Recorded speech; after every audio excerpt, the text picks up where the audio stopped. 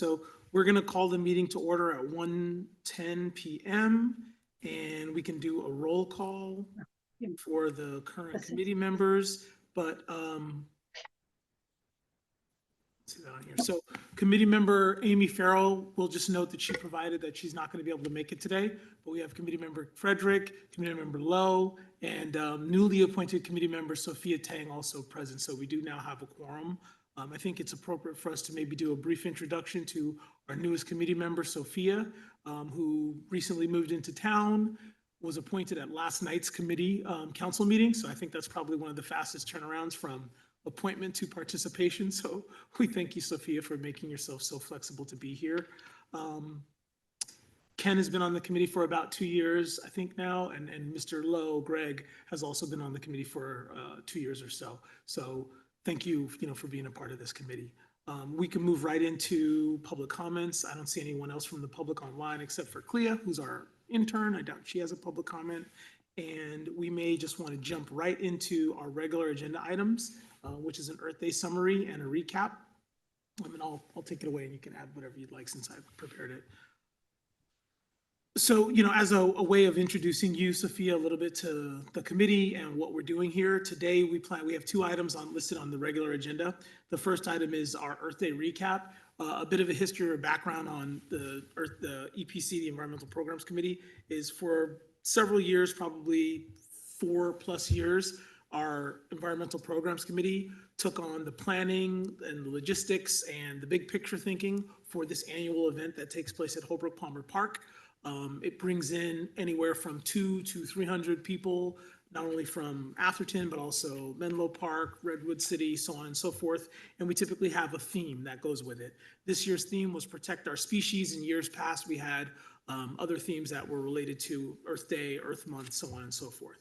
So this year was the first year that we've taken the logistical planning and operations out of the committee's hands, based on their recommendation to the city council and city council direction, and that fell to the staff. So attached in the staff report was a review of what took place, that history that I just gave you, and I can give you some event basics. So it was held on Sunday, April 27th at Holbrook Palmer Park. It runs from about 11 to 3 p.m.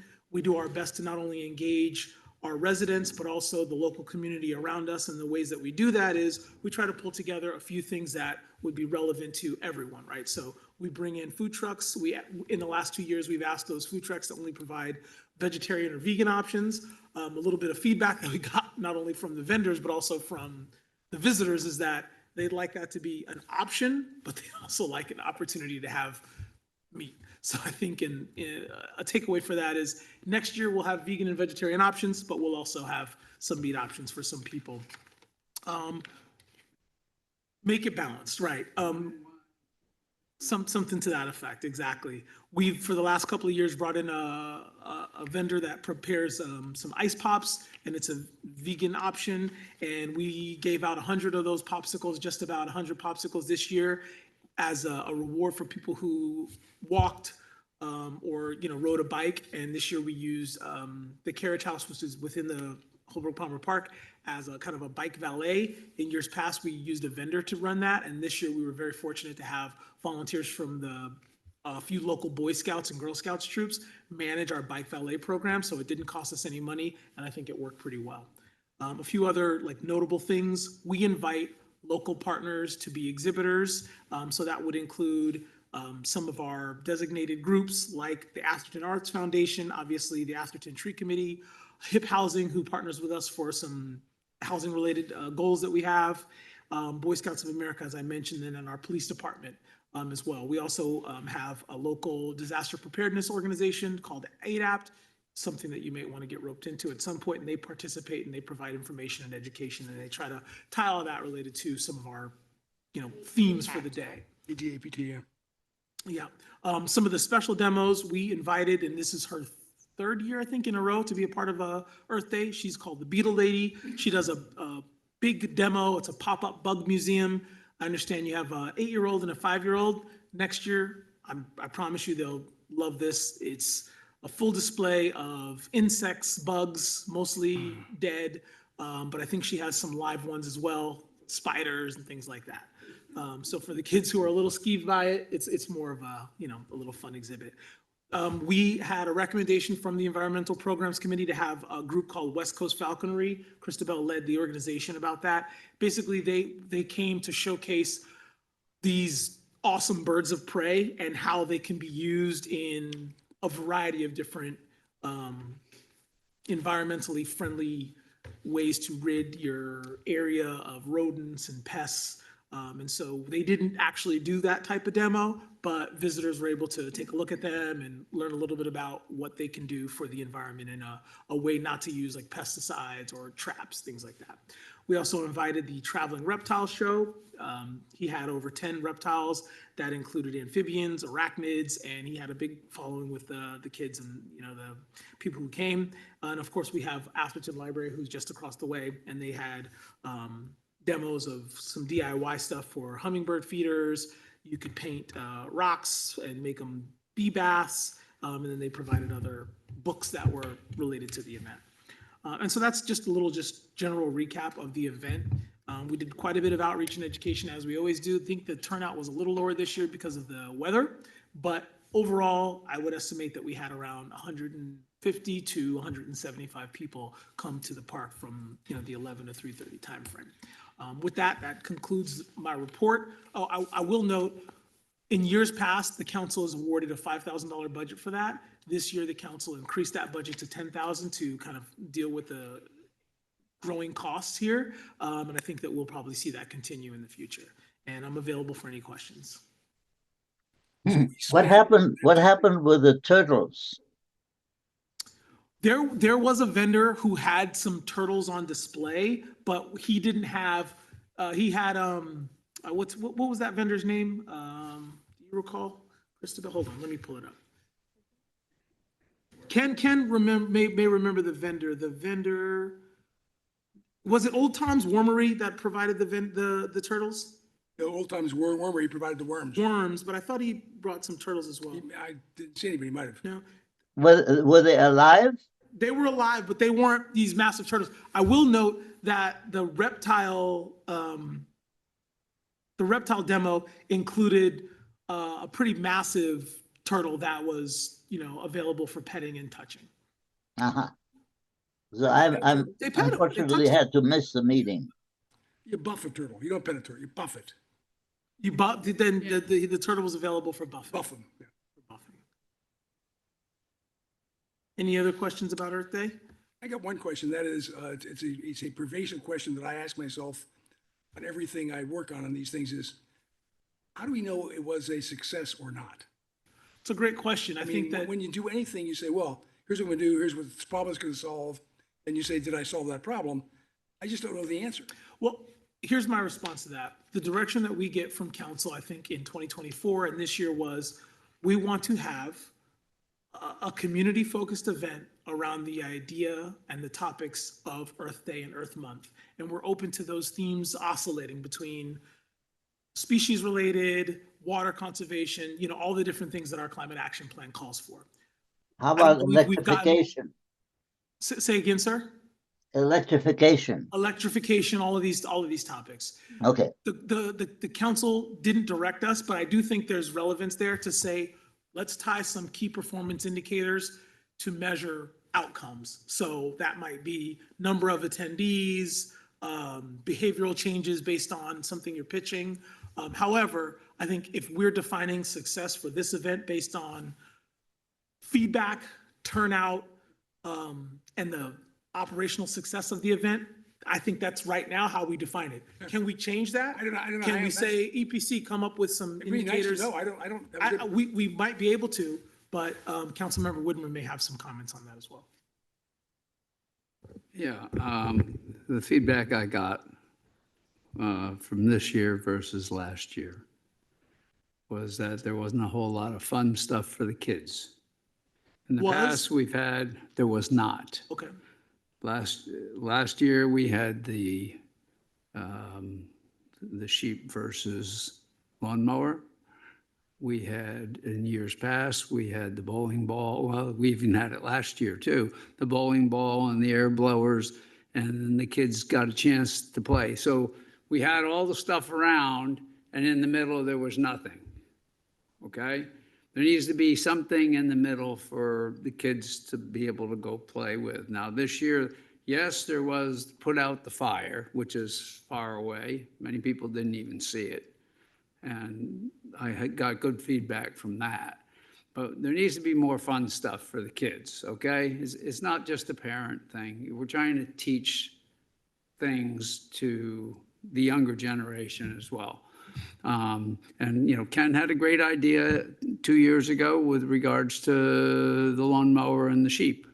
And people still talk about that. So we need to think about what that will be in the future, I think. There always needs to be at least one of those things. I think the sheep was a major attraction. Yeah, it was. Yeah, I mean, one of the challenges is trying to outdo ourselves every year, and we may be a victim of our own success when it comes to how we engage the kids. This year, the idea and the concept there was the reptile exhibit, the falcons. We thought that those would capture They their were off to the imagination. side. They were off to the side. Some people didn't even see it. You know, The reptile exhibit was in the main lawn. Okay. But I take your feedback, I hear your feedback, and I think that staff will partner with the EPC for future years to see if we can find something a I little more guess the interactive. question you're asking is, should the primary focus be on kids? And if so, then you need to think that way. I don't know if the primary focus is on kids. I think the direction that we've got was to try to find touch points for the whole community. All ages. Yeah, What Amy talked about before eyes was to have things for adults more like lectures and videos and things, which might be at a different time than the Earth Day. sure. Might be Earth Month, Yeah, and things for adults be like an evening something or other. right. The kids be focused on during the day. Yeah, so. Those are things you guys should think about. Yeah, so Amy, who on our list of subcommittees is the only one right now as on the Earth Day Subcommittee. And Christabel and myself and Amy chatted, and I think Ken might have been there as well. And we talked about pitching to council and considering smaller events over Earth Month in April, as opposed to this one larger event where we can say, this weekend, we're gonna do a lecture series for adults. This weekend, we're going to do something more and that would alleviate a bit of the traffic challenges and inundation on the community with parking and, logistics for a one-day large event and allow us to maybe focus more specifically on those different Well, demographics. you might get fatigue then from people if you're gonna have something every week. I the big event was a good event. It gets people out. We get, over 100 people.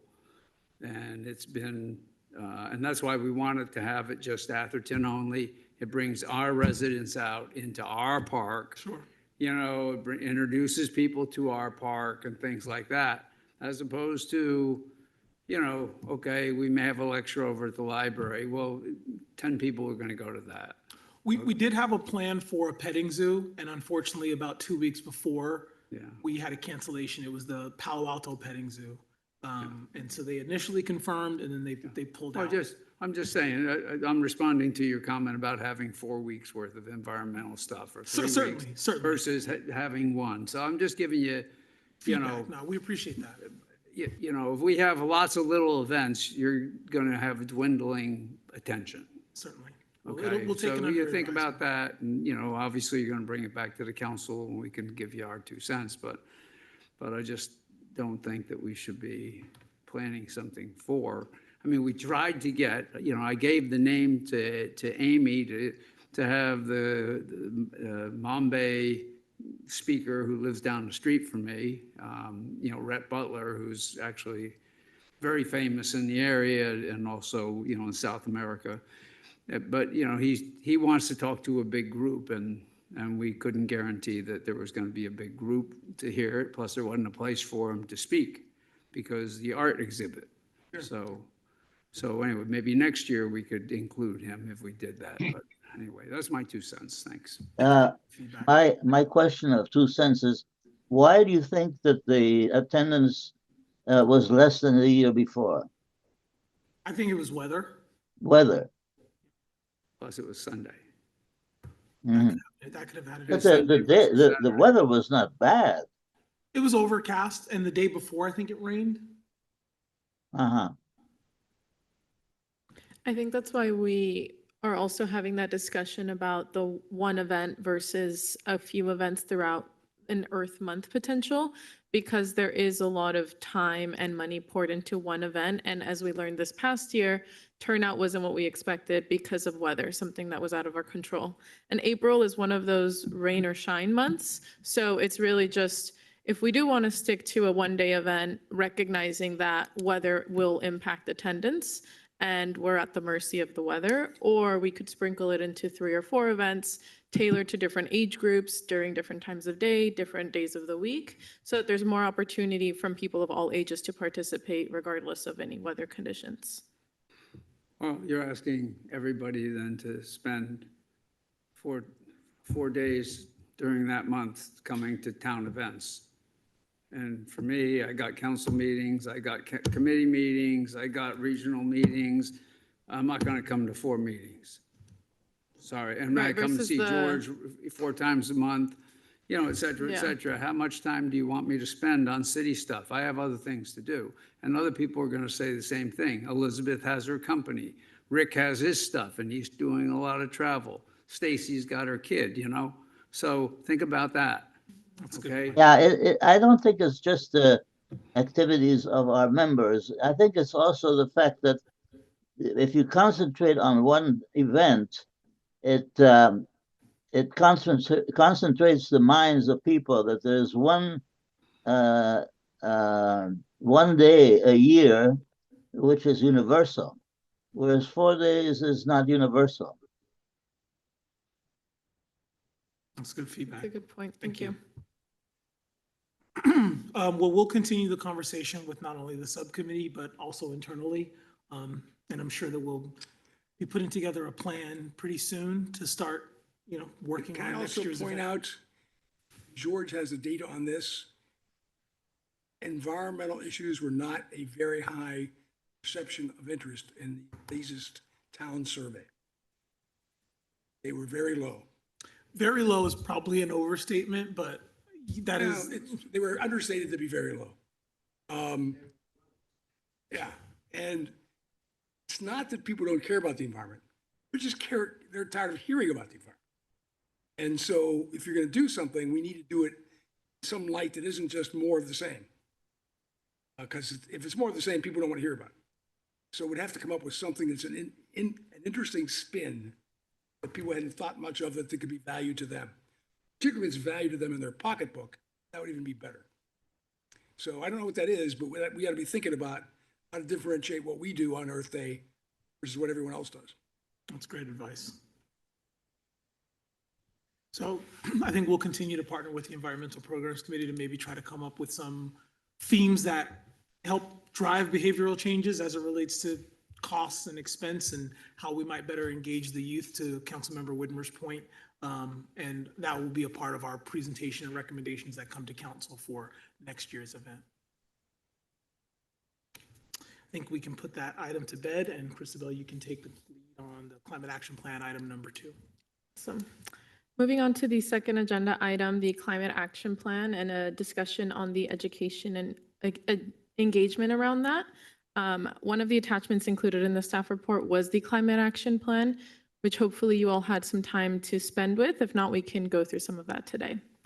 With that, I'll start off with my recommendation that the committee review the 2023 Climate Action Plan and provide input on potential education and engagement opportunities that can support the implementation. In 2016, the town adopted its Climate Action Plan, setting greenhouse gas emission reduction targets of 15% below 2005 levels by 2020 and 49% by 2030. The plan outlined 25 actions across energy and water use, transportation, and waste, aligning with state climate goals established under AB 32 and SB 32. In 2017, the council prioritized 16 of these actions, recognizing the need for future updates to meet long-term effects. Following a 5-year review presented to the council in November of 2021, staff reported that Atherton had already reduced GHG emissions by 20.4%, surpassing its initial 2020 goal. In response, the council directed staff to begin updating the CAP, the Climate Action Plan, to align with the state's carbon neutrality target by 2045. In 2022, the town partnered with the County of San Mateo's Office of Sustainability to update emissions data and refine strategies for the 2030 and 2045 goals. As the town transitions from planning to implementation on the CAP, public education and engagement have become critical components of achieving its climate action goals. The Environmental Programs Committee has long supported environmental awareness through composting workshops, Earth Day events, and sustainability education. Recently, the EPC began broadening its focus beyond Earth Day-centered programming to serve as a more strategic advocate for community-wide sustainability efforts. So to build on this momentum, the EPC is encouraged to take an active role in supporting outreach and engagement aligned with this 2023 Climate Action Plan. By helping raise awareness and encouraging participation, the committee can foster a stronger culture of sustainability in Atherton.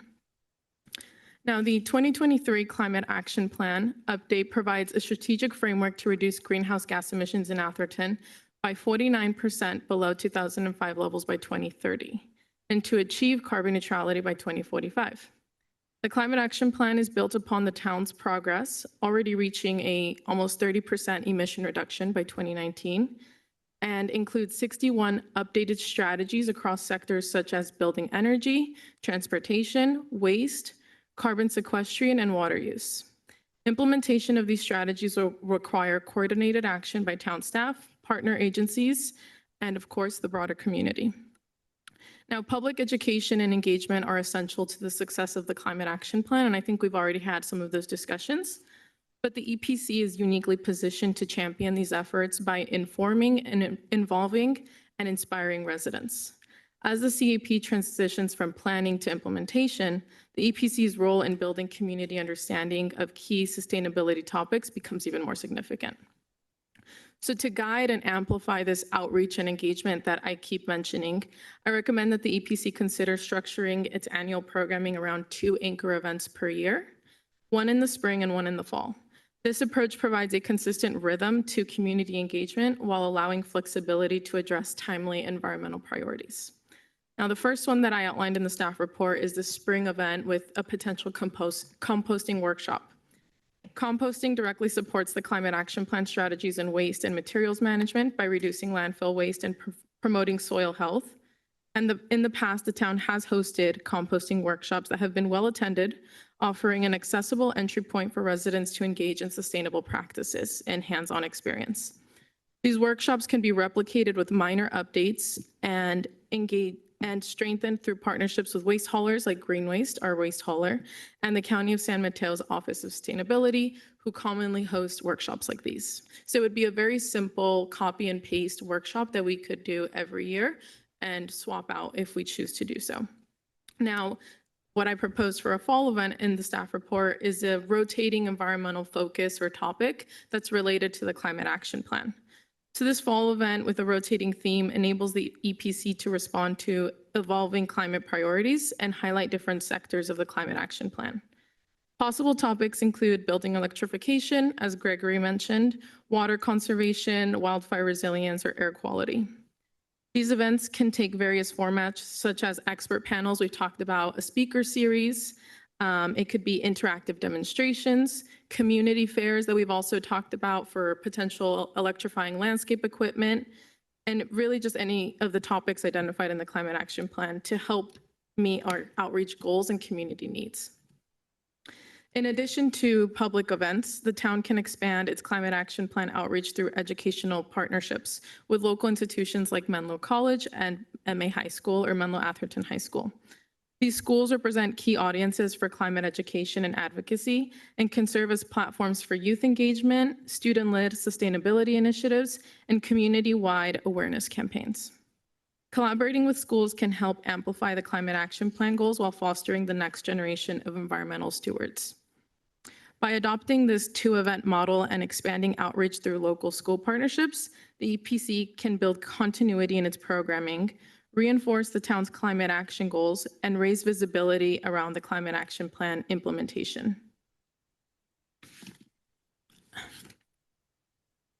Ultimately, Sustained and strategic engagement will enhance the town's ability to meet and possibly exceed its climate targets. But this would also serve as a platform to foster partnerships, recruit volunteers, and strengthen the local sustainability culture in town. Now, there is not much fiscal impact to these proposed annual events, but these workshops could include any instructor fees, educational materials, and any potential subsidies for materials to foster those workshops. Now, all of those costs would be minor, but any significant cost request would need to be approved by the council. So in conclusion, by establishing these 2 anchor events per year, the EPC can strengthen its community engagement strategy while retaining the flexibility to address these emerging environmental priorities. This structured approach will support more effective planning, outreach, and use of resources. Now, with that, I would like to offer us to look at the climate action plan together or open the floor to any questions before we take a look at that. Questions or comments? Okay, I have a memory of a very good discussion about new construction and making new construction people aware of the impact they have on the environment. Yes, we talked about how we could leverage student engagement at Menlo College for potential student involvement or some type of volunteer internship where students could help us do a sort of data request or look into potential strategies related to our climate action plan. That doesn't tie with what he just said. He talked about construction. I think maybe what Gregory is pointing out is in some of the ways that we've done that. We've engaged the Builders Roundtable. We've provided some fact sheets related to building electrification, options for residents, property owners, developers to consider conversations with their clients about replacing hot water heaters with electric options, opportunities for water audits that are done by Cal Water, rebate programs. Most of this, though, is optional, right? So We did the REACH codes. we The for REACH sure. codes are an ordinance that's been passed. Yeah, we did right. establish and pass the REACH codes, and so that's now, a part of the building requirements for all residents for new construction. It also involved the effect of transportation when you get involved in new construction, trucks that come to the sites and so on. Yes, I think the conversation you're referring to is when we talked about the impact of construction on the town and the environment. And we talked about leveraging the students potentially at Menlo College to help us do some data analysis and us pulling data from our building department and any available data. But we also talked about the potential cost and time it would take to do an analysis like this. And if the EPC was interested of the impact of construction in town, that would have to be a formal, I'm blanking on the term here, but a formal move decided by the EPC that we would want to take next steps on. In terms of recommending rule changes related to that? To look at a potential analysis of the impact that construction has in town. Because as right a now, we resource have project. some readily available data from the building department, but we don't have all of the data to look at VMT. We can mostly pull permit data. I'm recalling this We conversation talked now. about Yeah. leveraging Menlo College students to help us do a data analysis of that. But would we have all the data was the first question. Would we need to hire a consultant to help us gather some of that data and analyze it? It became a discussion of resources, time, and cost. Sure. But if this is something that the EPC supports, then we could talk about what those next steps could look like. Did the Menlo College kids attend the meeting this year? Meeting. No. They attended Earth Day, but they haven't been a part of any of our environmental programs committee meetings. And to be fair, as staff, we haven't moved that conversation forward. We haven't looked to engage any Menlo College folks to do this type of So research let work. me make a comment on all this. First of all, I feel like you guys are leading the witness. I don't think it's all that appropriate for the staff to give us an agenda. It's we, the guys, who would create the agenda. Amy, God bless her, where she went to the dark side, she and I had this discussion for the last few weeks and came to a couple conclusions. One is, do we, with our time, the time we have in our personal life, for which we are giving our free time at no cost, for that time, do we really want to spend it doing another nice to have presentation workshop? And my answer to me is no, that's not what I want to do. I want to get something that makes things happen. I want things that actually change the needle. And so we then talked about, and we had this at the last meeting, the fact that one of the largest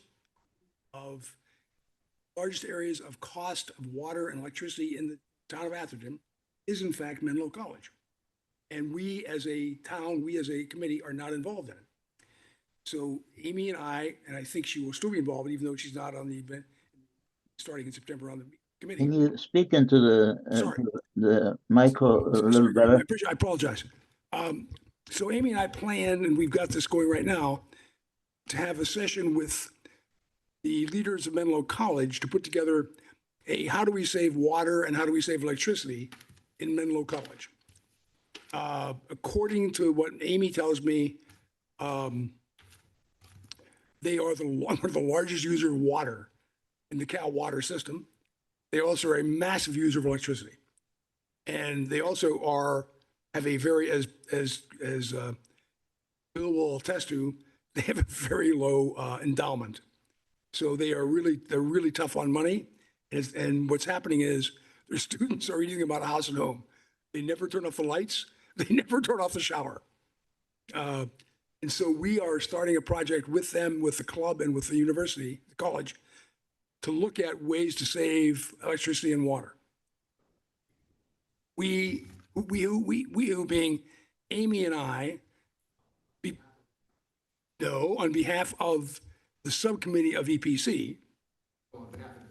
Well, that's not really behalf of the town because, okay, then it's behalf, then it was on behalf of the town before Amy is no longer, as long as she's still on the committee. So maybe it won't be anymore. So you tell me what we should do, George. I don't understand. So the EPC takes its direction from the city council, Correct. and there's a charter on what the EPC is supposed to be doing. And before any, whether it's a subcommittee or any other members of the EPC go out on behalf of the town, initiate a project, whether you're talking to people, talking to vendors, talking to private college, private schools, public schools, whatever it is, that's got to be sort of a programmatic approach that the council supports.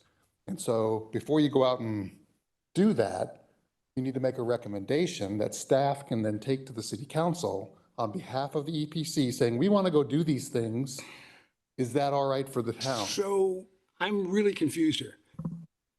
First of all, I thought we had that agreement from the council, but maybe I'm totally wrong, because I thought our charter was to talk to people inside the town and look for ways we could save environment. Now, you're saying, Charter is to recommend oh, no, we're not- programs and activities. we're not doing anything yet. We're doing the research.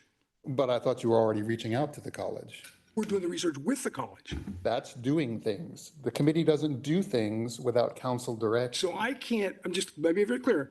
I cannot ask Menlo College how much they use water, or they can't come to me and say, I use water, can you help me? You're not, I'm not talking about that. You can do that all on your own, Okay. but you're doing it on behalf of this committee as a subcommittee. That's different. Okay, so tell me what has to be done. I'm not going to tell you what has to be done. I'm telling you the No, it has to be process, done. the process is, Process-wise. I'm talking about process-wise. this committee discusses things that they might want to do in the community that fall under the guidelines of the charter. And then you make those recommendations. Those recommendations go to the full city council for consideration because there's going to be staff time and resources Yeah, yeah, yeah. involved. Well, maybe And not. then Staff time and resources is this committee. Okay. Anything this committee does or part of this committee does also involves staff time and resources because the committee is an advisory committee, not an action committee. So let me So ask the you go to question. the city So we're not council. we're not here for action. Like, you go to the city council says yes, no, change it, make this recommendation, do this a little different. They give that direction to staff. Staff then works with the committee to make the program happen. The committee doesn't act independently of that. That's outside your charter. Well, I don't think we're acting independently because we've had this discussion, but let me ask this again stronger. Clear. So Amy was approached by the students that she works with who volunteer with us and say, hey, we got this problem. Do you guys have any resources, any thoughts you might have? That was related to her work with Solpod. But yeah, exactly. However, these are the same people, Her private business that she operates. Got it. but obviously she's also working with them as part of the EPC because they're involved in the EPC. These are the guys from the environmental group at the college, right? I mean, I don't think that that's a fair characterization. Like, they're not involved in the EPC as far as I see. No, but they know us.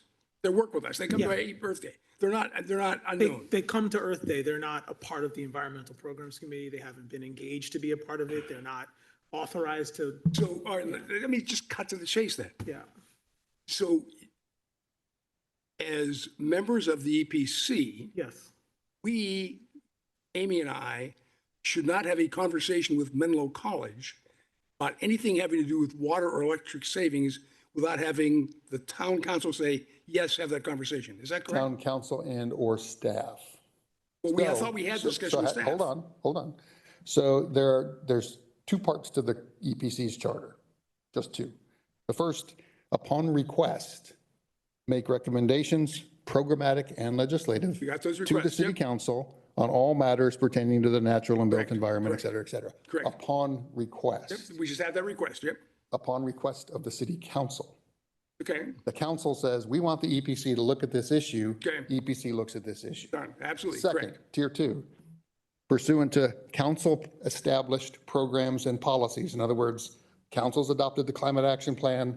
That's the guidebook under which the EPC operates. Correct. Only that. Yep, Assist staff.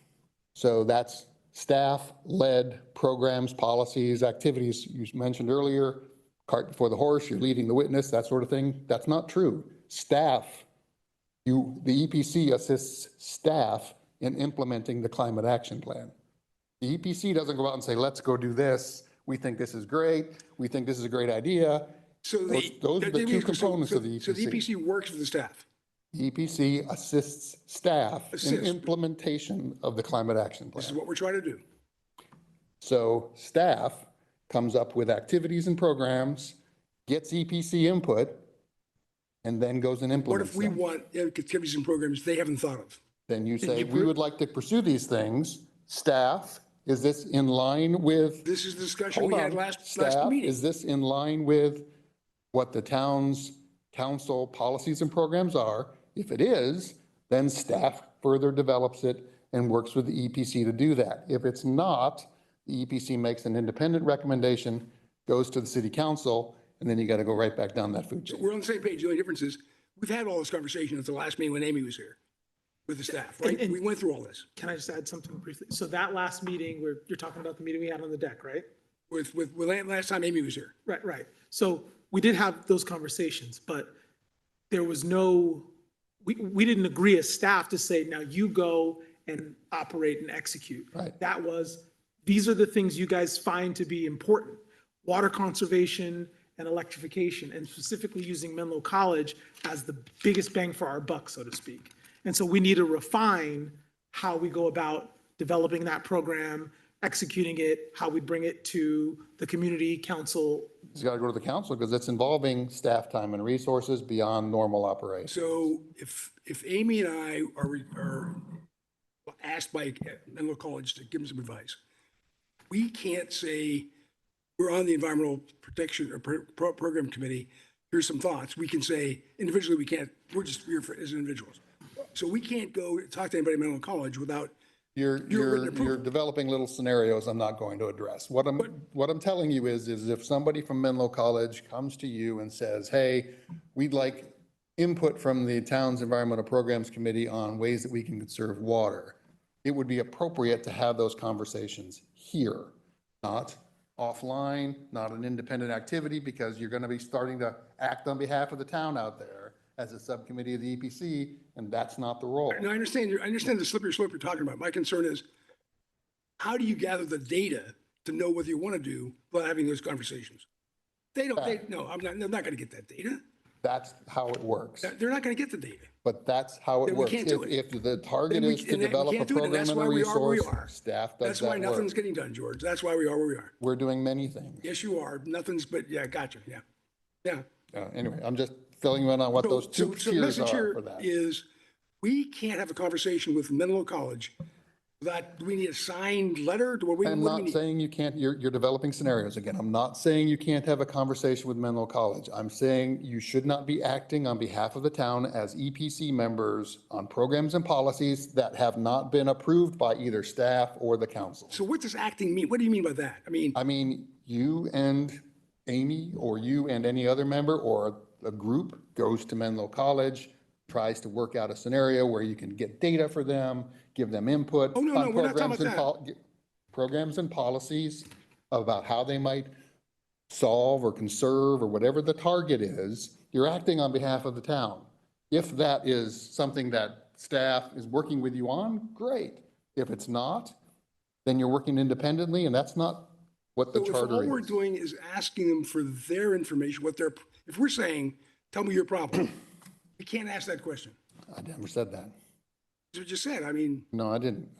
You're more than welcome to answer their question, what their if I issue need is. to go to, what do I need from you or anybody else to go talk to Menlo College? Just give somebody it clear. I mean, The committee comes up with, hey, we think this is a great idea to do.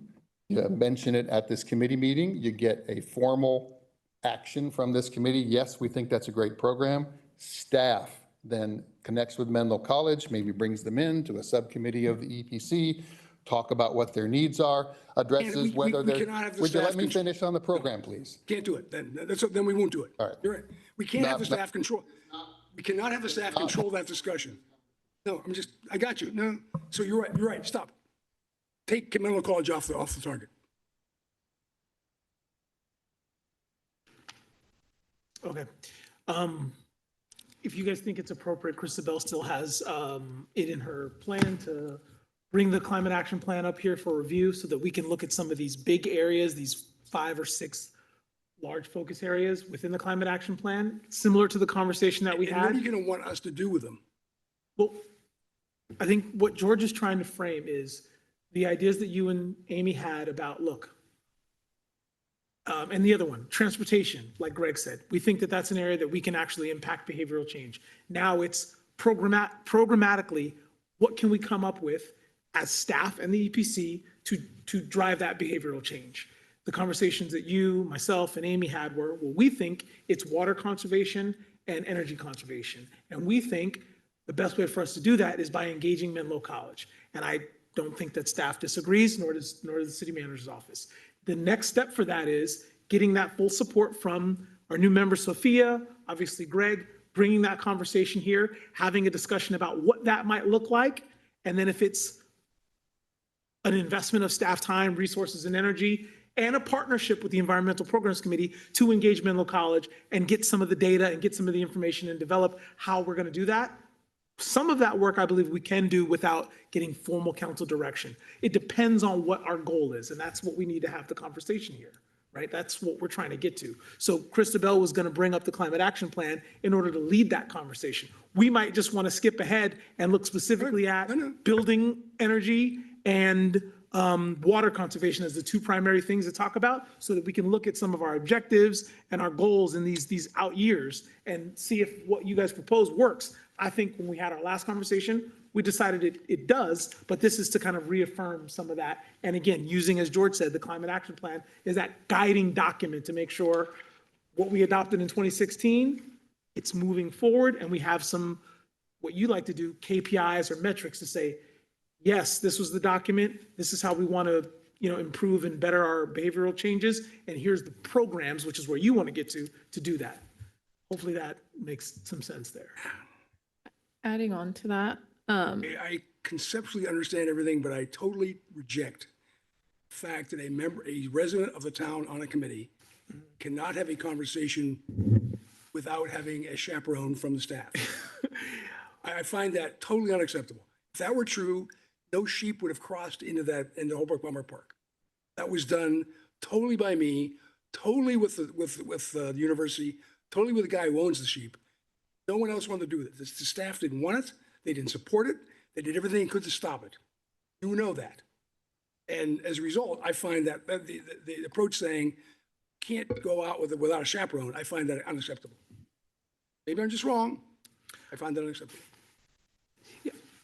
I'll leave that comment where it is. I think, you know, you and I have a good rapport, but I don't think that that's what we're trying to communicate. Okay, well, And I we'll see. just want to say for the record, the staff in this room and the council member in this room 100% appreciate the contributions of all of our committee members. And we know that a lot of the work that we do wouldn't happen without our volunteer base here. So I want to make sure that that's clear.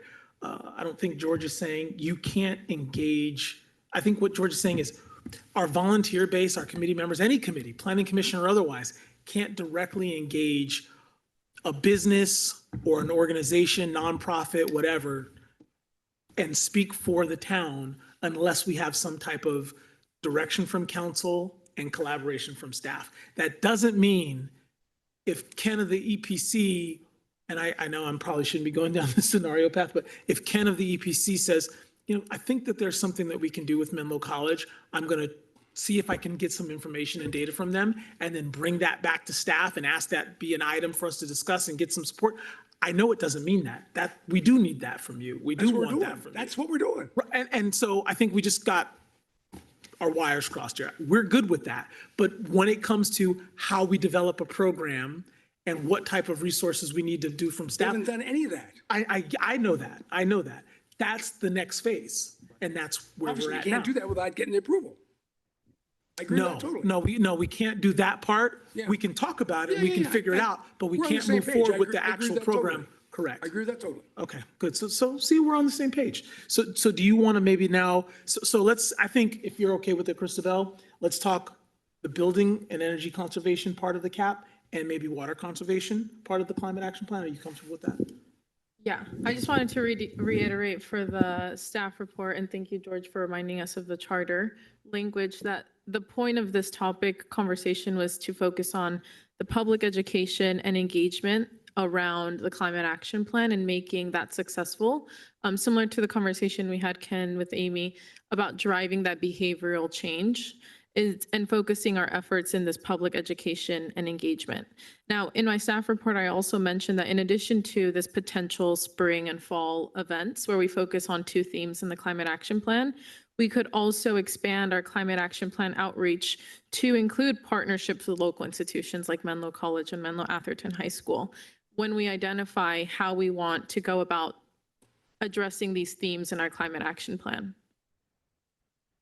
Christabel brought this staff report forward so that we can have a discussion on, hey, do you agree with this plan? Do you have recommendations for something different?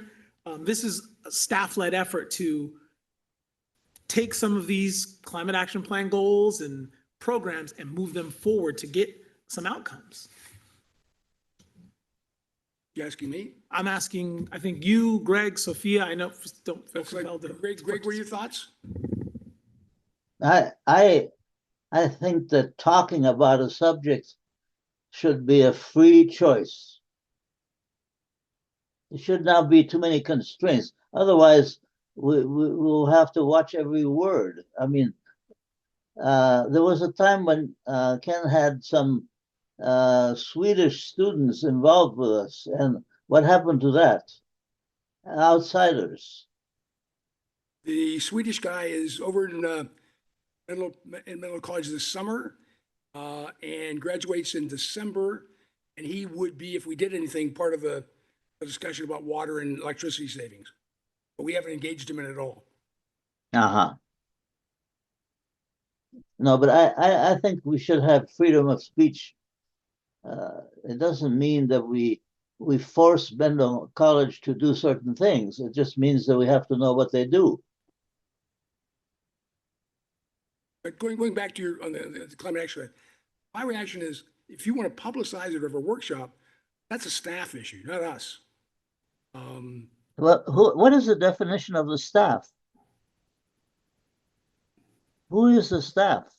For this committee, the staff is Christabel, the staff is myself, George. It's anybody that is not a committee member. Or a council member. And how many people? Is that 3 people? In the city manager's office, that's 3 people. Uh-huh. Staff can be, if there was special analysis that needed to be done and we needed to hire somebody or pay somebody even at Menlo College to do the analysis, that's money that the town would be paying for, okay? And the council would have to approve, or the city manager would have to approve if it's within his jurisdiction. But anyway, at this point, it's limited to 3 people. George, Christabel, and Ken. And to the council member's point, if we wanted to do some comprehensive study analysis, we could always engage consultants, so on and so forth, but we'd need the permission. and If there support was of an the council. idea that had legs to move forward, and discussion here led to the fact that, by the way, to do this right, we needed to have a programmer to do certain things, and this would be the rate and things like that, then, the staff members here would work with George to bring it to the council, to get the council to approve it. Because the committee has no money, and the city has money that's been budgeted, and if they need to do something that's not been budgeted, then they bring it to the council to get approval for a budget amendment. That's kind of how it works. That's precisely how it works. And I don't want us to get locked into some of these procedural process things. I really wanted to reserve this time for the committee to say what programs, what focuses like water conservation at Menlo College. Let's discuss how that works. So with the given we're class. running out of time, let me just blurt those real quickly. Yeah. I'll finish the Menlo College one. The discussion we have is trying to figure out whether there's a problem there. Think about what we might do. We isn't the town, we as Ken and Amy, could we do some research on this? The biggest problem they came up with right now is the hot water showers.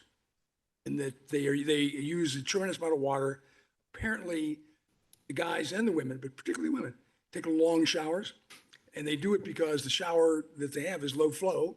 It doesn't take their air conditioning out of their hair in the shower. So they stay there longer. Or they take out the low flow nozzles and put in regular ones.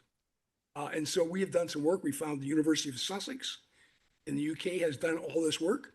They have chosen the right solution to this problem. And we're doing a little research on that and their solution before we have a conversation with college. Have a little background on what has been solved elsewhere. You can think about making proposal to have the college talk to them. At the same time, they are also a huge user of electricity.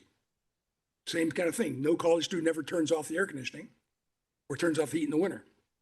And so they have massive electricity problems. Turns out there's a PhD student at Stanford. He's done a tremendous amount of work at Stanford, written papers that have been put up in trade press, how you save electricity in dormitories and colleges. I've talked to him, planning on meeting with him, and if he's got something to say, I'd introduce them to Menlo College if it makes sense. But I haven't done that yet. So there's 2 things that we think we can do if we see them as being possible, and they actually do reduce electricity and water use in our town. That would be a good thing for the climate action plan. I don't disagree. And I think what you're saying is we get some information about what they're doing, how they're doing it, and then we find ways to better educate the students over there to impact their behaviors. And We're not talking about and I'll tell you the buying reason- materials for them. We're And I'll not tell talking you the about, reason I would do it that way. Yeah. This is going to sound arrogant, and I don't mean this whatsoever. I've spent my life finding applications for technology. okay, And when I find these problems, I can go find applications much faster than a 21-year-old student or a staff member of the town. I've been through this. I know how to find it. I find these people very quickly. So I can do that research and then come back and say, let's do that. So I think there's 2, they're not low hanging, but they're pretty close. Water and electricity, which if it pans out together between the town and Menlo College, we could check that part of the climate action plan. and so what's the thoughts behind how we take whatever we learn and then move it to Menlo College for some type of change? My next step is Amy's in Hawaii right now. She comes back, we're gonna get together. She has through SolPad, she has an ongoing meeting with Angela I don't know what her name is, the lady who is the top administrator in the town and in the college. And the idea is put the two of us together with her, just talk about what Angela's problem is. Okay. And see if we can match it to what we found out so far, then come back to you guys and say, hey, we'd like to propose the town EPC work with the college. But until we know what their problem is, because it might, we hear it's big, but until we hear more about it, it's not worth our effort. Big in terms of those two areas, water and energy usage. Right. Yeah, based on what I'm hearing, I don't think that there's any issues with that. You mean, it is big. No, with your proposed plan. But we're not, this is fact gathering. Understood. Understood. So that's one thing. The other thing I would do, and this goes back to the climate action plan, this is my proposal that I want to vote on the next time. We went through all that work with the robot and the sheep. And and the whole idea was to show that robots could cut the grass over Palmer Park. And of course they can, and they do a very nice job, thank you. And so the question is, is the town or is the town not focused on reducing the amount of gasoline-driven landscaping equipment in the town? Because we have gotten rid of virtually all, if not all, of the blowers, but we haven't made a dent in lawnmowers, saws, trimmers, et cetera. And there's a whole bevy of new products, cheaper products, better products that are coming out all the time. We as a town, I believe, should be continuously looking at, is there an opportunity to provide lower environmental impact and lower cost, or at least equal cost? I'm not saying we force people to buy something expensive. I'm saying, let's see what's out there. And right now, there's no way to do it. There's no venue for people to understand it. And what I'm saying is we should ask the town to ask Brightview to put together maybe once a year, kind of a demo package of what's out there for non-gasoline driven landscaping, and show it for a week or something. Let people see it, let them use it, and let them decide what's best. We're not telling them what to use, but if they find something that works well and saves them money, they should be willing, we should let them do it. So some type of demo expo on sustainable lawn care equipment, whether it's a Yeah. trimmer, edger, lawnmower, whatever. the case may Not be. robots maybe, but not necessarily. Right, Just all battery things operated. under the sun. Yeah. Yeah, I think that's worth it. Because my frustration with what we've done at Earth Day is we had some interest, we haven't moved the needle. I think that suggestion, and if there's somewhat consensus from the committee here, I don't think that that's going to take a lot of effort on the staff to have some conversations with our vendor to see if it's something that they would consider. Now let me also, I'm gonna confess. Only can confess one thing is I'll be here all day otherwise. I'm gonna confess, I did have conversations, didn't say it was the EPC, but was with Gardenland, the guys who were part of, remember the AGSA thing we did years ago? Gardenland's the guy who came in here and did their battery operated stuff. And the whole idea being, how do we change use of robots, lawnmowers in the town? And so we haven't had, to my knowledge, other than our council member who has his own robot, other than him, there are very few robots in the town for lawnmowers. And my analysis in talking to people is that reason being, people that do our lawns are largely immigrants, don't speak great English, are not very financially sophisticated, are not technically sophisticated, and really just want to stay under the radar. Just do the job, make some money, and go. And when you say, go buy my $3,000 robot, and check it with a GPS and make sure, they go away, right? So what Gardenland's proposing, and I'm working with them to do this as a citizen, not as an EPC member, is to put together a plan where they come into the landscaper, my guy, and say, Jeff, what we're going to do is we're going to lease you this robot. We're going to put it into your house. We're going to set up the GPS. We're going to make sure it runs. And when I leave, if you ever have a problem, I'll come back and make sure it works. If you step on it, it's your problem. But if the GPS goes bad or the circuit goes bad, it's my problem. And I'll cover that under the lease. And oh, by the way, I will lease it to you for less money per month than the owner of the house will pay you to cut the grass. So the idea being that every landscaper can make more money because in my case, for example, I pay my guy kind of $70 a week just to cut the grass. And he can lease the robot with all the things I just talked about, all the service, 35. So he will make up without anybody doing it, $35 a week by just going to a robot. He then is still doing everything else. And he doesn't fire the guy who was pushing the lawnmower. That guy does more work and better work, higher work. So what I'm saying is we're trying to put together something that solves the economic problem. That I'd like to resolve with the guys at Brightview as well, go through those kind of numbers because we might be able to change the needle if we can then give our homeowners a win-win-win, which is same price, better quality, no price increase, go at it, and your guy makes more money. See, Does that I make think sense? we've talked about this item before, and I think it sounds like a great business model, but I struggle to find how the town's role would be in that type. Town's role is if Brightview does a demo, it's the same thing for Brightview. They would do the same deal for Brightview because Brightview has the same problem. They don't have a robot expert. They don't have a guy with a GPS, right? They'd come into Brightview or Brightview could do it on their own if they want, but they could also be the robot supplier service guy for Brightview. So all I'm saying is Brightview, we got the best of all worlds. We got a 22-acre test site for landscaping. Yeah, the only issue there is that it wouldn't complete the park in 1 or 2 days. It'd probably take 3 days. So, and it doesn't cut, back and forth, back and forth.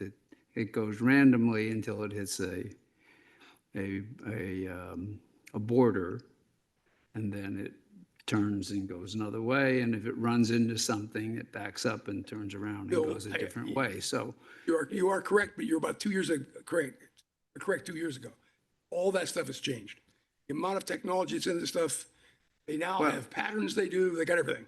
So it's a changing thing. I actually have one, as you know, and I know, yeah, but- and I look at them all the time, and it doesn't, it won't go back and forth like the guys cut it. Now, all I'm saying is that for a yard, yeah, I agree. I think your idea is terrific for yards. Whether or not it's appropriate for doing the whole park, I just don't know. I don't know. And I'm not arguing, I'm just saying we got to find that out. Excuse me? Yeah, thank you. Yeah, right, yeah. Well, you know, But but I do was you- just do you- saying, technically. Do you the tell way- them how to cut the grass? Be like, hey, you know what? You don't tell them how to cut the grass, right?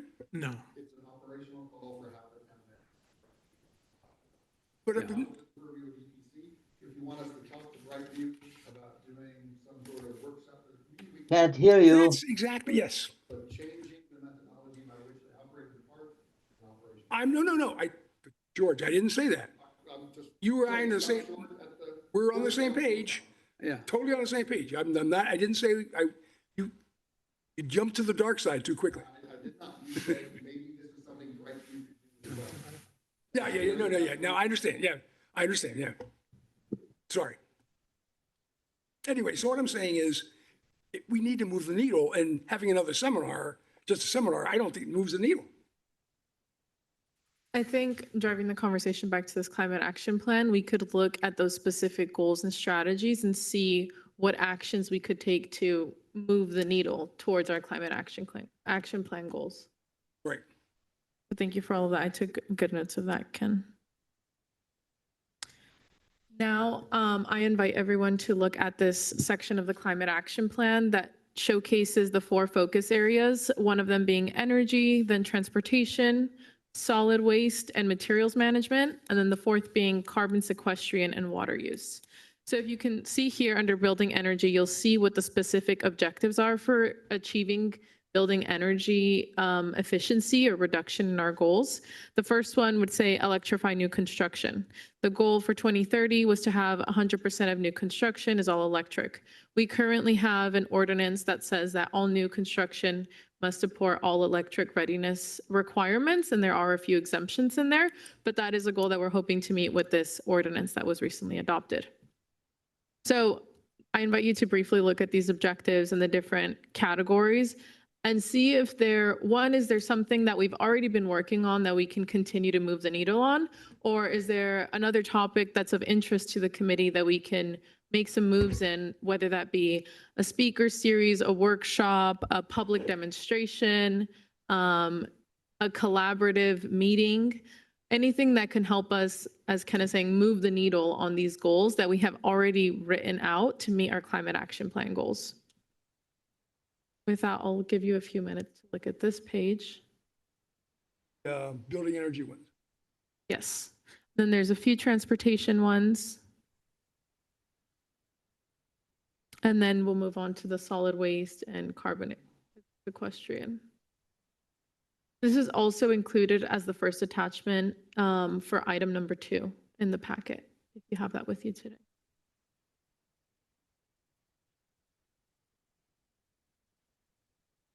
And Gregory, let me know if you have any issues with any of these.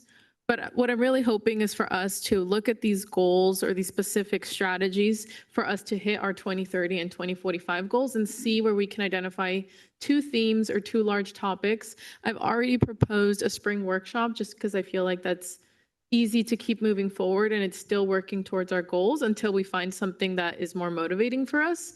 But then focusing one of these other topics for a fall event that we could do.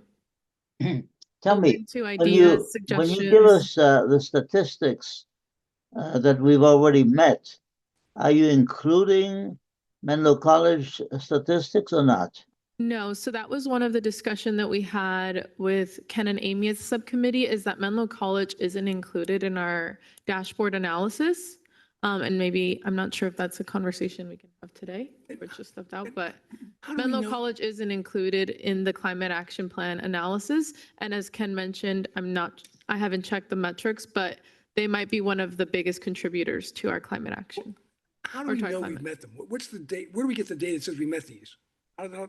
When you just- The county and state provide annual and biannual reports that provide updates on metrics like VMT, vehicle miles traveled, greenhouse energy, gas emission reductions. How do they get that data? It's a combination of a little bit of everything, but they have special consultants working on it. And when the Exactly. county or Yeah, the state yeah. release it, It's they'll really list not their well measured. source. I mean, it's, Yeah. yeah, exactly. Electric vehicles. We have the largest in Atherton, Right. did and still do, of EVs in the country, in this community. For density. And so we said, well, why isn't our number lower? And that comes back, it says, well, it's just an average. Or miles traveled, it's an average. And so they apply that average to everything in the county or even in the state. Right. There's no measurement, there is absolutely no measurement in many of these areas. Menlo College is part of the town, okay? It's they and the school and Sacred Heart are the only schools that are part of what we can control. We can't control, like, for example, for waste, the public schools, because they have their own waste, they're with Recology. They also have their own pecking chain that they go up to Sacramento. We can't tell them what to do. We've already covered that with regards to parking and stuff like that. But it's a percentage. It is a percentage. They are estimates. They are assumptions as well. And what Christabel and staff have tried to say, and even Rachel when she was here, we can't drill down in even the data that we've gotten from the county consultants and Which is my say point, yeah. this. And I get that point. Unless we got direction from the council to hire our own consultants No, I to wouldn't do do that. some, No. right? And I think based on what we learned from the community survey, we're not going to get the direction, right? I wouldn't do it. Why But- would you? But we can say this was Menlo College's contribution to water usage in fiscal year Well, I mean, 23, that's the 24. point. The point is, Menlo College is one, we can actually get the data and have hard data to Well, show them what we've done. What we can do is we can say that we have achieved certain things. I think all of these goals are goals, okay? And we want to have activities that are associated with those goals that move us further along. Whether or not we have a firm number that says, oh yeah, we hit that number. I mean, some of these numbers we're not going to meet. You can't meet, okay? You know, there are things I talked to Cristobal about this morning or before this meeting. There are some things here where we would have to be directing manufacturers that we won't buy certain things unless they change their practices or their materials. Well, that isn't going to happen, okay? Maybe the town can say, we're not going to buy certain things, but the town here is not the town, 7,000 people. People will buy whatever they want to buy, and they'll buy it from whoever we want to buy it. And we can't legislate that, okay? We can legislate some things like we've done with the REACH codes. But the REACH codes are only on new buildings, not on old buildings, unless it's, it's a major replacement. So, these are goals. These are goals, and they were identifying where we are has been based on, we're saying we're going to do something. Some of the stuff is very objective. Are we going to plant 650 new trees by 2030? Yeah, we probably can count that. I don't know where we're going to put them. 1,500 trees? I don't know. We're not going to have a park anymore. It's all going to be trees. But I mean, some of that stuff you can actually measure. But some of the stuff, it just says it's a contributory thing, and we can fudge it and say, well, yeah, we think we take, if you've done some analysis, Ken, or you and Amy, you said that of all the water usage in Atherton, 5% comes from Menlo College, and we've cut their thing by, 20%. Right. So now we've got 4%. Exactly. Yeah, okay, fine. See, so we can go do that, but, it's not going to be an exact science. That's I how it agree. is. I agree, but I also agree that that's the type of work that Ken and Amy seem to be most interested in, right? Well, it's her company. She's working on that, and so that's good. And if But- Ken's but part of her company, finding that's a great. problem, identifying a potential solution, and going about doing the work to get there. Oh, yeah. So here's my question. And now Cristobal can answer this. So we do the recommendation from staff is that the EPC should do two events a year.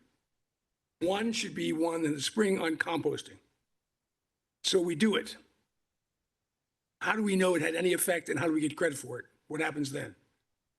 We have annual tons of compost and procurement goals that we have to meet. So by hosting these compost workshops, we can guarantee a certain amount of compost that would help us meet our procurement So compliance. these are tons of compost we take out of that bin that comes into the park. Is that the measurement? That's a portion of it. It's compost and mulch procurement requirements, one that we have to purchase a certain amount and one that we have to contribute to the creation of compost.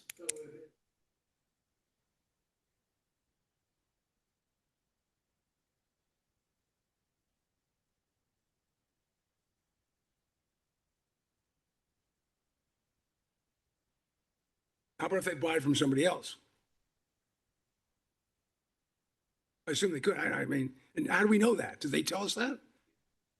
We get reports on that, okay. Well, you do it from Greenway, sure. No, I said, yeah.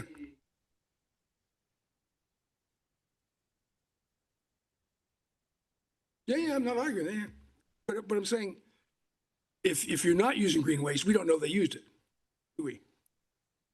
If a builder uses compost from somewhere else, you're saying we don't know it. So we're saying you gotta buy your compost?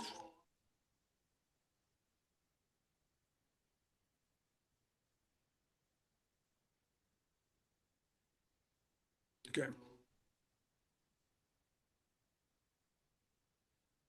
Okay. Gotcha, okay. Okay.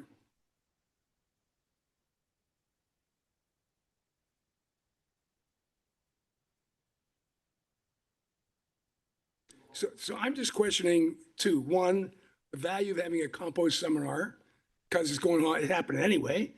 And two, why the EPC? Why would we do that? Why wouldn't it just be staff? Why wouldn't, I don't get it. What do we bring to the game? Well, this is me bringing what I'm proposing and asking for feedback to see if you think that the residents, your neighbors, would be engaging on topics like this, I'm all for it, activities but like I mean, this, but I'm not or, gonna do it. you know, I think one of the ideas you proposed that I thought was a good one was a speaker series. That's something that the community enjoys coming to, enjoys seeing speakers who are experts in a certain topic. So that's something that I worked into this proposal as a part of that. But really just seeking feedback, you as, you know, experienced professionals, but also residents in the community, what is going to drive the behavioral change of your friends, your neighbors, and young folks? Right. And composting, it's a pretty nonchalant topic, but it's an opportunity to get your hands dirty with your neighbors, talk to one another. It promotes social interaction. You're talking about compost, you're talking about sustainability. The EPC could have an EPC table. We can have a town table where we're sharing programs, other resources, rebates, anything that could assist people in electrifying their home, other stuff like that, resources that we're already sharing at town hall in the community development department, we could also share at these events. So they promote opportunity, one, for social interaction among residents, but also around sustainability. And so compost is really just one of those easy ones that we can easily host a workshop. We know people will come to it. People use compost, as mentioned by Councilmember Whitmer. And so it's an opportunity for residents to engage. Council, the composting is something that's called out in 1383, which is a state law. Oh, no, I'm not against it at all. I love We it. have to do some of this stuff by state law. Yeah, I love And it. so if we can tie in meeting state law with, you know, with doing things that are good, then So that's. here's an idea that you might consider. You could get a lot more composting. You had a service, picked it up and delivered it to people's homes. If you had, You can get, if you want to redo your yard, you can have green waste drop off a bin with compost there, any size you would like. There's a fee associated with it, but there is that. You can organize that. okay, and by the way, that's probably not well known. That's information that would Put it be, at the education. that's what I'm some of saying, the yeah. resources Second that of would all, be shared. There's a difference between compost and you know, soil, amended soil, blah, blah, blah, blah. So you Yeah. get a, but I'm saying, if there were a service, I'm not saying there's green waste, I'm saying, if you just had the Boy Scouts or the Menlo College students or something, every weekly thing where on a Saturday, once a month, they would deliver compost to people's homes, you might use a lot more. Right? Yeah. I mean, I'm just, Well, I found out because I called the green Yeah, yeah, waste yeah. and I said, hey, I'm thinking about this. Can I get, you know, Yeah. a certain size thing? And they said, yes, there's a fee associated with it, but you have to tell us how big of thing, how big a, you know. yeah, sure. Yeah. And when you Okay. got it, is it the same compost we get over there or is it a different one? There are different things get that whatever they, you want. Yeah, gotcha. So if you go down to the pick the one you Zanker want. facility, they got everything. Yeah, yeah, They yeah. got gravel, they got Yeah. everything you want. Yeah. Wood chips, whatever. Well, you know, just publicizing that, because people don't know that, right? Yeah. I think that Maybe one of the also, things we should do is get Ken and the team out to the green waste facilities, both Yeah. sound. Tried to do that once, but And as well as go to Zanker, but you've got to make sure you get to not only the composting facility and the MRF, but also Yeah. to the Zanker facility. Because that's where you see all the different types of material. yeah, thank you for bringing that up. We had one scheduled in January that we had to cancel, but bringing that back, I think would be a good idea, especially with the addition of a new Yeah, EPC member. yeah. But back to the point of that knowledge that not everyone's aware of for the compost, going back to your point of people don't want to hear about the environment anymore. Nobody wants another flyer to look at. These potential What? postcards are different, but nobody wants another flyer to look at. Nobody wants another, did you know? But these types of events are focused on that one topic. So having something like a composting workshop, you can put the different types of compost. Did you know what compost is made of? How our waste hauler creates compost, top grade level compost, stuff like that. That's our educational opportunity to engage people at the primal level, I think, and then they can walk away with those flyers and information. I think I like the idea. I will tell you, the real world is people care more about their dollar and how things will look. So if you can tie it into them saving money and their flowers look better, it's a different story. That's what I'm saying. I mean, you can only whip people off the environment so much. That's a good point. I'll definitely try to tie that into any For example, outreach. we got the Atherton Flower Club over there. Who are the ladies that do all the gardening stuff? Are they promoting this as part of the gardening guild? I mean, yeah.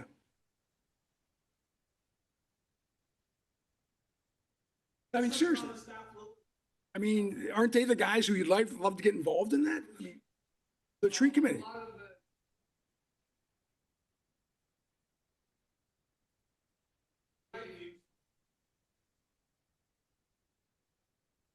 But they probably never think of having it delivered to their house. Yeah.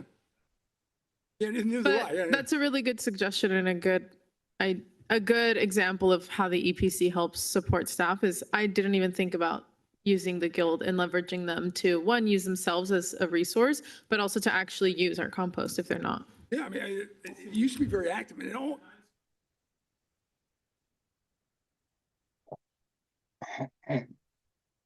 I would call what the park is southeast located in the town.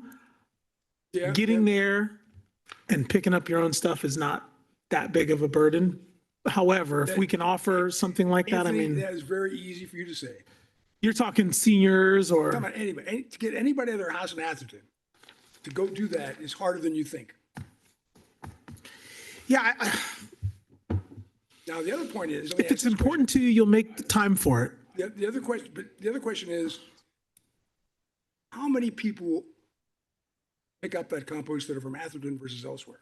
And more importantly, could we get credit for Atherton if more people picked it up from elsewhere? Well, I can tell you this for sure. Every person that picks up compost at the park isn't just a resident. We've certainly had I'm not arguing that. landscapers. I'm saying, Yeah. that's good news.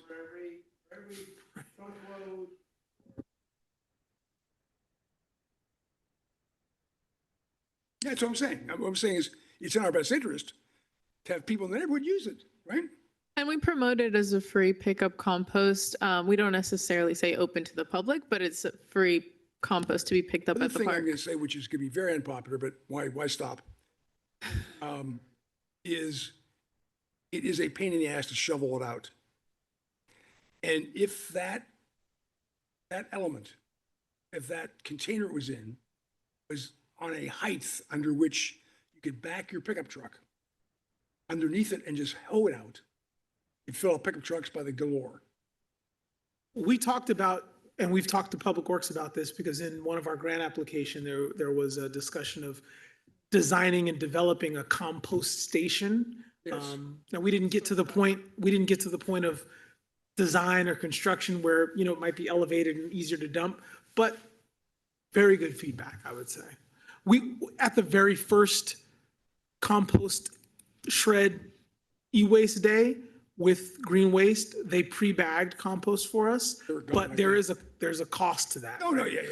And so they did tell us, hey, next year, you'd pay for this pre-bagged compost, and we opted not to Number pay. of gardeners who would pick up that compost and charge, If they could dump it in their truck. it would cost them more to shovel it than they pay for it. Think of it, the time of their guy shoveling is more expensive than just paying to have it delivered by somebody else.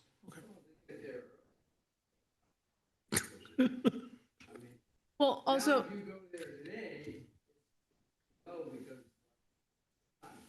and from a sustainability perspective, I think having it at a central location where residents are driving what is this town, 5 square miles? 9 square miles? 9. Okay. Versus a green waste truck delivering 30 times a month, they're delivering one massive load once a quarter, once every 3 months, and then residents are traveling 3 to 5 miles or 3 to 9 miles to get that compost. But having green waste deliver, we're increasing more miles traveled and more cost to the resident. Hey, green waste delivered now. Yeah. Except for the compost. So my landscaper backs up his Toyota, hose it out, seconds, Mm, filling it up by shovel. yeah. Can't hear you. And as Anthony mentioned, we do have Sorry. some grant money, and some of that was allocated towards a potential compost resource hub. And so that's something that is on our list to do and something that we're going to hopefully work out soon. And so maybe when that's ironed out, we can present something to the EPC. I mean, you could easily engage, I don't want to say the word here, Menlo College students to come up with ideas for a hub. Say, what do you think? How would you do this? And let them as a environmental club As a potential do the project. research and think about what they could do. Because they're out there, you can buy them, I'm sure. I'm sure there are commercial things you can just buy, not build. Just dump it into it. But it's all about labor cost. This whole town is about labor cost.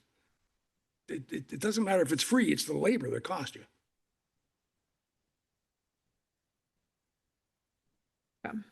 Great discussion on the compost potential workshop. Do you have any thoughts in favor of it, an objection of it? No, I think it's a great thing to do. I don't see it as a sink for the, at least I don't, for the committee. Yeah.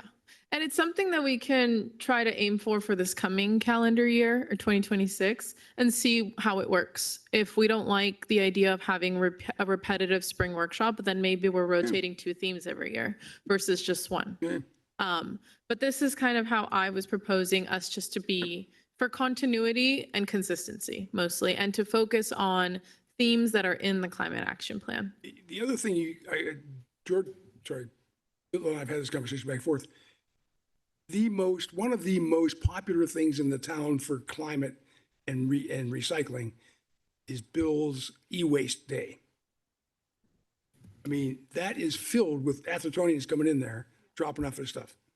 If you can tie that in to one more thing for recycling or whatever, that would be wonderful. What do you mean tie it into something else? Right now, we do electronic, Paper we do shredding And And- compost pickup.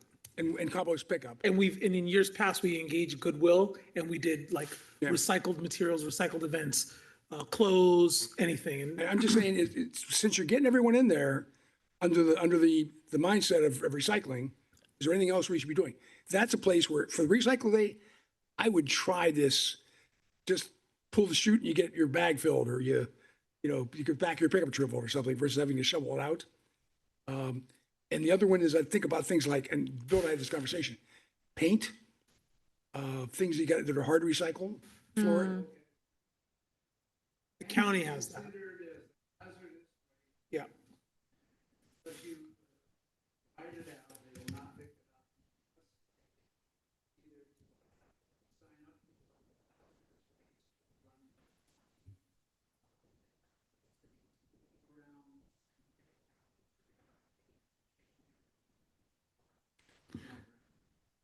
No, we have in years past marketed the one at Tower Road.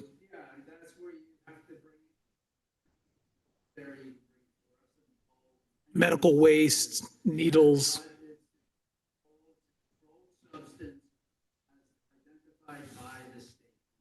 All right. And I think the county is the Yeah. one responsible for collecting hazardous waste.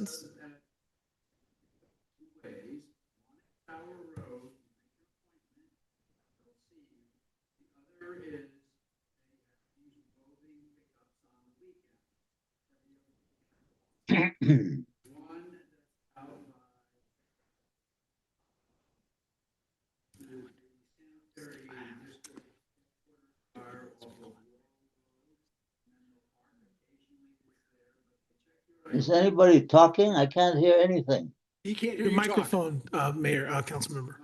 Sorry.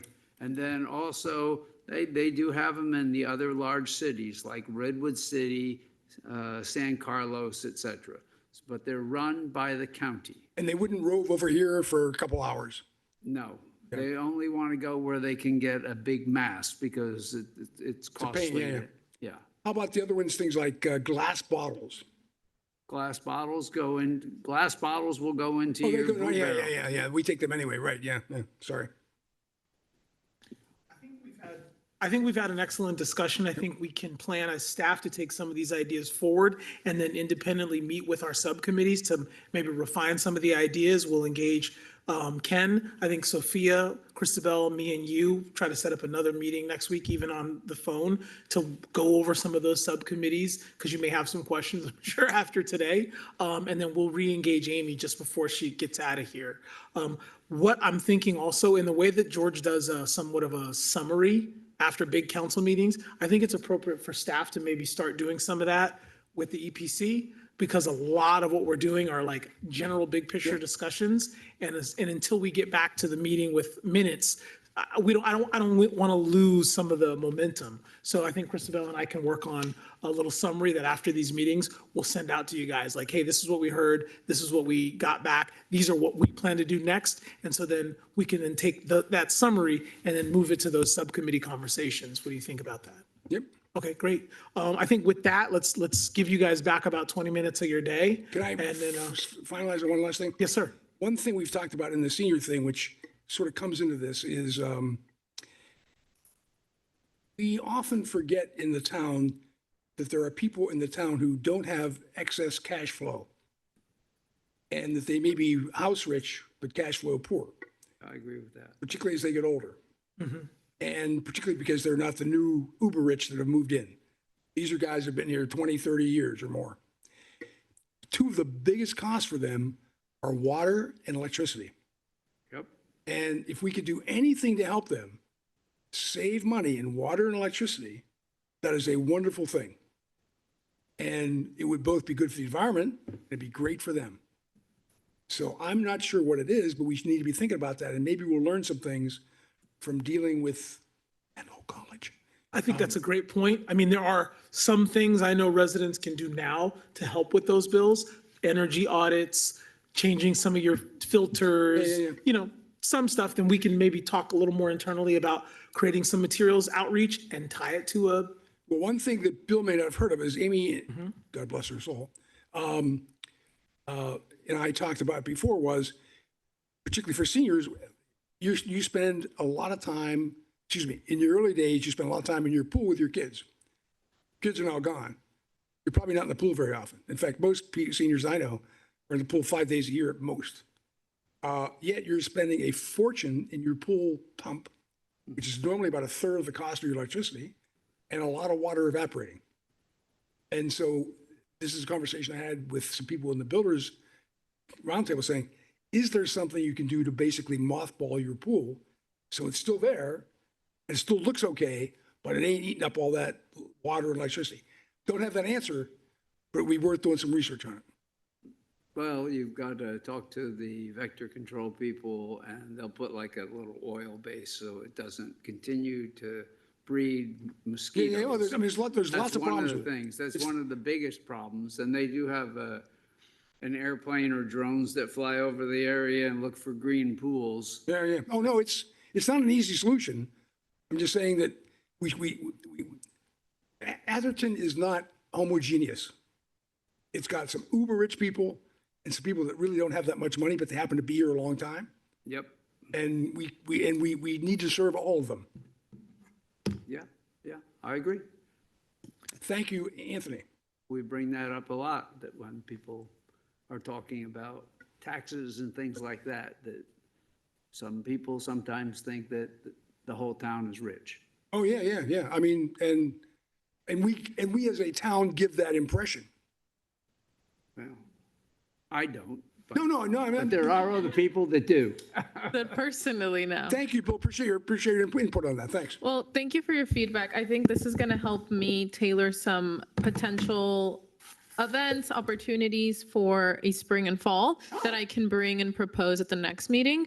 And then we can really hone in on what we want to do for the 2026 calendar year. Well, I think you should also, like When do you think that we'll have the next meeting roughly? August. not in August, September. we're dark in September. August, we're not meeting in August. I You're meant coming in all. I'm not coming in August, neither is, So it's on the agenda. So, Just a- Oh, it is. Sorry about that. it's the third week of September. Yes, third The Thursday. third Thursday of September. I'll email you, Greg. We'll email you and confirm the date. But also, we'll be in touch with different committee members independently about the subcommittees that you sit on. And then we'll talk to you directly, Sophia, about a review of some of those subcommittees so that we can get your, Sophia brings the croissants for the September meeting because. don't listen to him. She's Don't a new pay, member? don't pay any attention Or to do you him. bake something from your name? Bake something Don't from even Vietnam? engage. Thank you, your folks. favorite- bring your Ken, favorite- Greg, thank you. I'm gonna end the meeting. We'll consider it adjourned at 2:45.